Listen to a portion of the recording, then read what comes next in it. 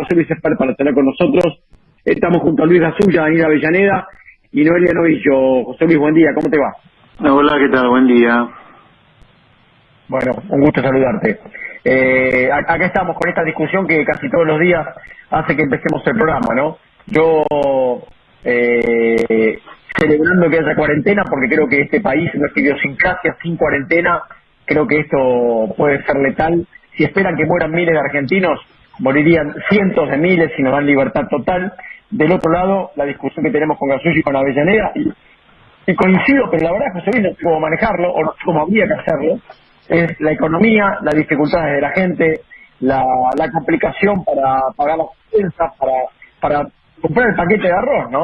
Te escuché Mira, mucho yo creo porque quiero mucho las cosas que decís. Mira, yo creo que, a ver, el mundo, hacía casi un siglo que no tenía una pandemia de esta naturaleza, o sea, como que el mundo no estaba preparado para esto, ni ninguno de nosotros como pertenecientes al mundo estaba preparado para esto, ni tampoco el gobierno de Alberto Fernández estaba preparado para esto. O sea, una de las tantas cosas que se puede reflexionar, que en esto va a haber mucho de prueba y error, pero esto me lleva a una segunda reflexión. Estoy hablando obviamente de mi punto de vista. Si desde mi punto de vista esto va a ser mucho prueba y error, acá no te podés manejar con ningún fundamentalismo de ningún tipo. Ni el fundamentalismo de dejar la economía completamente abierta y que se te mueran miles y miles de personas para que la economía no se caiga, ni tampoco el fundamentalismo de cierro todo porque no tolero psicológica y sociológicamente y políticamente un solo muerto. Porque yo te diría, lo que está pasando en el mundo es que los que se abrieron demasiado, Estados Unidos, Inglaterra, Brasil en menor medida, se están empezando a cerrar con cada vez más cuarentenas, y los que estaban muy cerrados por el derrumbe económico están empezando a abrir, y esto va a ocurrir también en Argentina. O sea, yo diría, borremos de la cabeza que luego de que estemos la cantidad de semanas y meses que el gobierno quiera, y eso no me lo pongo a juzgar, si vos querés, ya está, se solucionó el problema. No, probablemente estés mucho tiempo encerrado, te veas obligado a abrir algo porque la economía se te está derrumbando, ese día vas a empezar a tener más infectados y vuelvas a cerrar. Esto va a ser un proceso de prueba y error permanente. Esa es la primera cosa. La segunda que te diría, no entremos en esos triunfalismos que tanto daño nos han hecho en el pasado como con Malvinas, de que vamos ganando, porque te diría que esta cuarentena, sí, dura y férrea, también oculta otras cosas que no deberían estar pasando si es que teníamos como todos, o el grueso de su fana, un estado presente. Acá esta cuarentena está ocultando que no se realizan test, que no hay camas suficientes para los enfermos y que tampoco tenemos los respiradores suficientes, ¿no? Y ahora en el plano económico, y te repito, yo no cuestiono la cuarentena, ¿no? O sea, lo dejo, si vos querés, en manos de los sanitaristas y epidemiólogos, pero así como la pandemia te mata la salud, hay que tener muy claro, y lo que te voy a decir no es cuestionamiento de la pandemia, sino ser coherente y conscientes. La cuarentena te destroza la economía, pero por una cuestión de lógica, no ideología, sino vos tenés a toda la gente encerrada en la casa sin trabajar, ¿qué te pensás que va a pasar con la economía? Se derrumba la economía. Es 2 más 2, digamos, la gente no labura, está encerrada. La economía se te derrumba, corres el peligro de la desaparición de miles de empleos privados, el comerciante, el taxista, el industrial, el productor agropecuario en menor medida, porque estamos en plena gruesa, el monotributista, el autónomo, esa gente no factura, no cobra un mango. Entonces vos tenés que tener muy presente que la ayuda tiene que ser a la gente esa para que no desaparezca al divino botón por una pandemia, porque hay mucha gente que venía trabajando bárbaro y el negocio se le esfuma de pronto, se le destroza, porque está encerrado cumpliendo con la cuarentena.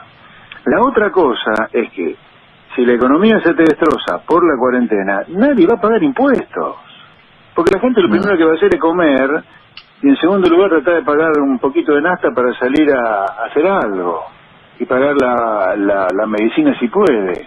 Por lo tanto, si la economía se te destroza, y de la mano del destrozo económico genera la cuarentena, que no la cuestiono, simplemente estoy razonando con lógica pura, y la recaudación se te destroza, mira, vos tenés que estar pensando entonces de manera obsesiva ¿Qué haces para que el sector privado no se te muera? ¿Y cómo haces para que el derrumbe de la recaudación no te provoque un desmadre en el déficit fiscal que termines en una crisis económica por culpa del déficit fiscal desmadrado por la caída de la recaudación? Ahora, Fer, te escucho atentamente y en realidad no la discutís, pero la discutís. O sea, yo te pregunto a vos tuviste miles de votos, vos eventualmente podrías haber estado sentado en el sillón de Fernández. ¿A vos te parece mal que él haga una suerte de cabildo de grandes epidemiólogos y infectólogos del país y esté atento a lo que ellos dicen? No, perdóname, yo si tengo que cuestionar algo lo cuestiono. No me digas que yo cuestiono sin cuestionar. No, no es así. No, me parece que digo que simplemente lo que digo, no seamos tontos, no seamos tontos porque esta cuarentena, no seamos tontos, esta cuarentena a este nivel de cerrazón también oculta falencias del Estado graves que no deberían estar ocurriendo. O sea, no es que yo critico sin criticar, sin ninguna duda que acá hay falencias en la cuarentena. La segunda cosa, porque la cuarentena, el sentido de la cuarentena también es, además de que si no se propaga el virus, es que vos estés desarrollando miles y miles de test por día para tener claro algún día quién está infectado y quién está no, y algún día cuarentenar solo al infectado para que el resto empiece a laburar y a poder comer, porque si no va a comer rebanada de viento la gente. Yo que hubiera hecho todo esto que te estoy diciendo, que le digo ahora al gobierno que debería hacer. En materia, si vos querés hoy en concreto, las propuestas que yo digo, hago y acercaría al gobierno es, por ejemplo, para evitar el quiebre generalizado de empresas en el sector privado, dejen que las empresas, fuera de la ley de contrato de trabajo actual, cierre el acuerdo laboral que pueda pagar a los trabajadores, porque el empresario quiere evitar que la empresa se funda y el laburante quiere trabajar, pero denle absoluta libertad para que pueda cerrar el acuerdo salarial que quiera. Esto es por fuera casi de las leyes laborales presentes, que tampoco han servido demasiado porque tiene 5 millones de trabajadores en negro, ¿no? La segunda cosa que hay que hacer, o otra de las cosas que hay que hacer, es, como se te va a derrumbar la recaudación y te va a explotar el déficit fiscal, vos tenés que empezar a bajar el déficit fiscal de alguna manera. Una manera de bajarlo es bajando el gasto en el Estado. ¿Qué gasto en el Estado vas a bajar? Mirá, si el Estado, solo lo que funciona del Estado hoy es salud y seguridad, el resto del Estado tiene que hacer un ajuste y formidable, porque del otro lado la gente no paga impuestos porque no está comiendo, no factura, no labura, nada. La tercera cosa que tenés que hacer es, te diría, no hacer lo que el gobierno está haciendo, que es ir cada vez más cerca del default. Ahora, en lugar de mantener abierto el canal de financiamiento de deuda porque te va a explotar el déficit fiscal, el gobierno ha expandido la mancha del default a la deuda en moneda extranjera bajo legislación local. No, vos tenés que tener todos los grifos abiertos del financiamiento de deuda, porque si no vas a tener que emitir una cantidad de dinero que puede provocar un estallido inflacionario que te va a hacer explotar la pobreza. No me vengan después con los problemas de pobreza cuando uno advirtió desde ahora: guarda con esto de no bajar el déficit o de no compensar parte de la caída de recaudación, guarda con esto de andar defaulteando la deuda, porque si el único mecanismo de financiamiento del mega déficit que se viene por la caída de actividad, porque está toda la gente encerrada cumpliendo la cuarentena, te puede provocar otros problemas, como un salto en la inflación y un salto en el nivel de pobreza. Por eso esto, te vuelvo al principio, requiere de cero fundamentalismo, de mucho equilibrio y de reconocer que acá va a haber mucho prueba y error, porque el mundo está en esa también. Sí. Cuando hablas de falta de respiradores, es una situación mundial, ¿no? No alcanzaron en Italia, no alcanzaron en Nueva York, está pidiendo Trump que la gente traiga de otros lugares de Nueva York, y Gansulla hace un rato decía que lo único que se buscó con esta cuarentena es tiempo, pero que en definitiva terminaremos miles de argentinos infectados. En esa búsqueda de tiempo, a mí me sorprendió que no se haya corrido ni un impuesto, ¿no? Que ganancias siga venciendo cuando vence, que el IVA siga venciendo cuando vence, que bienes personales siga venciendo cuando vence. Lo único que se corrió fue bienes personales del extranjero, que se corrió del 31 de marzo para el 6 de mayo. Después la verdad que no hubo un corrimiento de un par de meses. Mi papá tiene una pyme, lo último que digo, José Nilo, mi papá tiene una pyme, presentó todo lo que el gobierno dijo y todavía el banco desconoce lo del crédito. Digo, no es tan fácil como lo manifiestan. No, pero claro, pero además, como la gente no va a pagar impuestos porque no los puede pagar, no es que los quiera, no es que los pueda pagar y no los paga porque son chotos y quieren evadir. La gente no los puede pagar porque está encerrada cumpliendo una cuarentena. A ver, usemos la lógica, no hace falta acá ser economista, ni sanitarista, ni un gran intelectual. Es simplemente lógica. La gente está cumpliendo la cuarentena, no produce, no genera ingresos, no te va a pagar los impuestos. Lo único que le queda al Estado, es acomodarse a esa realidad y evitar que los impuestos que la gente no va a pagar, por más que el Estado te postergue los vencimientos, tampoco te los va a pagar, es facilitarle y que la gente no quede endeudada con el Estado por el no pago de impuestos que va a ocurrir. Bajando los impuestos. Y acá bajar los impuestos es un hecho de realidad. La gente no le va a pagar los impuestos. Entonces esto de que la AFIP te posterga los vencimientos de aportes patronales, pero ¿qué postergación de qué aporte? Pero la gente no tiene cómo pagar el empresario, el autónomo no tiene cómo pagar los aportes patronales. Por eso digo, vos vas a un derrumbe de la recaudación que para evitar un descalabro inflacionario con emisión, vos deberías hacer dos cosas. Bajar el déficit por donde puedas bajarlo, y sin duda que hay espacio para bajarlo bajando el gasto, y además mantener abierto el canal de financiamiento de la deuda. La otra cosa que vos decís muy bien es esto, que todos estos planes que se han anunciado de alivio a la empresa, muy bien hecho por parte del gobierno, en los hechos todavía no han comenzado, no han comenzado todavía. Bueno. Que tiene un balance, mi papá lo presentó y dice, no, pero tráigame el anterior también, y digamos, nada, no pasó nada todavía, nada de nada. Y por eso, ahí están los lugares donde el Estado presente no está presente. Esto debería haber comenzado ya. Ahora, es increíble, Esper, Luis Gasulla lo saluda, es increíble, todos los meses seguimos pagando el monotributo, todos los meses seguimos pagando la aseguradora del auto que nos usamos, todos los meses pagamos patente, pagamos el IVA a los alimentos. Bueno, pará, Luis, ¿Qué solución? Pero según dice Esper, en la cadena de pago se rompió. O sea, tal vez tu vecino al lado ya no pagó el seguro del auto, por ejemplo. Sí, es cierto. Bueno, yo los pago, por ahora los puedo pagar, pero ¿qué solución hay con los alimentos, no? Porque los alimentos no hay manera de no pagarlos, salvo salir a robar, que es el gran temor también que tiene el gobierno, de los saqueos que se han producido algunos en el conurbano bonaerense. ¿Qué solución hay con los alimentos que se han disparado y que van a seguir aumentando? No, bueno, solución ahí no, a mí me parece la solución esta de tratar de controlar precios, ya está recontra, hiper, super probada. Yo, si fuera el gobierno, me concentraría y gastaría toda la energía para que el sector privado no se me funda, en lugar de andar mandando inspectores de la AFIP para que el supermercado X no suba los precios, ver los precios que hay en el supermercado.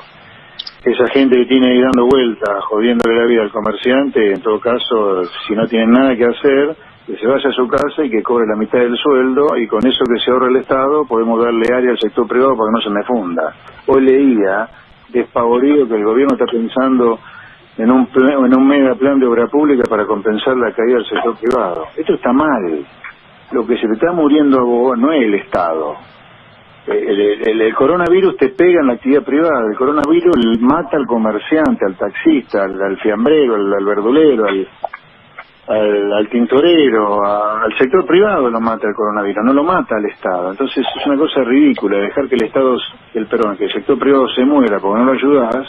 Debería ayudarlo mucho más y empezar a hacer obra pública. Además, ¿cómo lo financia la obra pública? Por eso vuelvo, perdón, ¿cómo financia un plan de obra pública si no hay un mango? ¿A quién le va a pedir prestado? Una cosa es la crisis del ¿Están emitiendo tanto como se dice, José Luis? Sí, pero en algún lugar acá va a haber mucha emisión monetaria. Sumamos algunos datos. A ver, acá hay datos de los cuales no te vas a escapar. No te vas a escapar de una caída fenomenal de la actividad económica, no te vas a escapar de una fenomenal emisión monetaria y de un salto inflacionario. Lo que estamos hablando, o lo que yo estoy hablando, es cosas para moderar esos hechos, o para morigerar esos hechos, pero sí se está emitiendo y no queda otra emitir, porque como encima vos te has hecho el malevo y has defaulteado la deuda y la seguís defaulteando, ¿quién te va a prestar si está defaulteando? La única vía que te queda para financiar al Estado y la caída de impuestos es la emisión. Por eso yo digo, la emisión se viene, moderemos todo lo que se pueda. La caída de la actividad económica por el sector privado se viene, moderemos todo lo que se pueda. La caída de la recaudación se viene, moderemos todo lo que se pueda al déficit fiscal para evitar un daño colateral grande. O sea, que el segundo round sea mucho peor que el primer round de caída de actividad económica. José Luis, Daniel Avellaneda aquí. Tu votante y tu jefe de prensa Avellaneda, no es un chiste, pero no sabes la férrea defensa que hacía durante toda la campaña de cada una de tus apariciones. Daniel, te escuchamos. Y sí, es el único dirigente que yo escucho que tiene ideas para sacar adelante este país. El resto más de lo mismo. El dato que tengo, José Luis, es que son 720.000 millones de pesos que se han emitido, que hay problemas con escasez del papel para imprimir el billete, sobre todo porque es importante. Pero a mí me preocupa más el día después de mañana que ahora, porque yo sé que esto va a pasar en 3 meses, en 4 meses. Muchos economistas dicen que vamos camino a la hiperinflación, que esto va a hacer que el dólar flote, se va a estar por las nubes más allá del cepo, que bueno, tenemos muchas más dificultades porque nuestro salario obviamente se va a depreciar, nadie nos va a pasar el 50%, no tenemos, yo periodista no tengo el sindicato de Moyano, ni el de aviación que te aumentan un 50% de España. ¿Vamos camino a la hiperinflación después de esta pandemia? No, mira, la verdad que no lo sé, yo creo que a un salto inflacionario vamos, a una felicidad, si estamos con 3-4% de inflación, en algún mes de este año puede tener muchísimo más que varias veces el número que veníamos teniendo, pero en esta etapa y por el rol que yo empecé a tener el año pasado también en materia de política, quiero ser lo más constructivo posible y hacer todas las propuestas posibles de lograr hacer pronósticos que no descarto que se cumplan, pero más allá que puedan cumplirse, yo deseo, necesito ser todo lo constructivo posible y observar críticamente lo que me parece que está mal, pensando en el bien de la gente y hacer propuestas para evitar, si yo creo que el gobierno se está equivocando. A lo mejor el que me equivoco soy yo, pero bueno, yo creo que hoy no me equivoco, por eso hago propuestas. Yo creo que hay que hacer mucho más de lo que se está haciendo para salvar al sector privado y mucho menos de algunas cosas que se hacen y se están pensando del Estado. Vuelvo a las propuestas. Creo que hay que pensar en una baja de gasto público en aquellas áreas del Estado, al menos transitoriamente, que están cerradas, porque el Estado lo único que está haciendo hoy es salud y seguridad, para evitar una explosión del déficit que nos lleve a un desequilibrio de todo el resto de las variables. Creo que hay que permitir desde lo laboral que las empresas con sus trabajadores firmen el acuerdo laboral que puedan, al menos durante la emergencia. Estamos hablando de la emergencia, no estamos hablando de ni la teoría, ni de la decadencia, estamos hablando de una emergencia que se modifique por decreto, lo que sea, la ley de contrato de trabajo para que la empresa pueda cerrar el acuerdo que pueda pagar con los privados y que el gobierno rápidamente ponga online, on track, las medidas de alivio del sector privado que ha hecho y que creo que tienen que continuarse. Incluso la baja de impuestos, que repito, la baja de impuestos no es una baja de impuestos, en realidad, como el sector privado no te lo va a pagar a los impuestos, que el Estado, en lugar de le diga, usted adeuda tanto, le diga, sí, señor, no debe más impuestos aunque no lo pague hasta el mes de septiembre de 2020, qué sé yo, un número. Correcto. Decime, José Luis, hubieras esperado, tal vez todavía se puede hacer, ¿no? Hubieras esperado así como hay una mesa de grandes médicos escuchados como corresponde, ¿no estaría bueno también una mesa de grandes economistas, por lo menos contando cada uno su plan, como vos estás haciendo con nosotros? ¿Crees que puede suceder todavía? Ojalá que lo haga. Siempre hay tiempo para corregir, siempre hay tiempo. Por ahora hay tiempo para corregir errores en el rumbo económico, que insisto, esto es complicadísimo, esto es más difícil de lo difícil que es de por sí gobernar un país, esto es más difícil todavía. Sí, yo lo he sugerido hace rato ya, constituyan una mesa, no compren el fundamentalismo sanitarista porque se las van a poner por el lado económico, armen una mesa de sabios en materia económica también para que balancee un poco la cosa, porque te repito, hablando en forma extrema, siempre la realidad está en la mitad. Si vos dejas completamente abierta la economía, te pasa el drama sanitario de Trump en Estados Unidos, ¿sí? Y ahora está yendo un poco para atrás. Pero si vos la mantenés completamente cerrada, se te derrumba la economía y después vas a tener que lidiar con un problema que no tenías a lo mejor, o que no lo tenías tan grave, que es una implosión económica. Por eso yo creo que el presidente debería tener una mesa de sabios alrededor, por supuesto que sí. Fuerte abrazo, muchas gracias. Chao, buen día.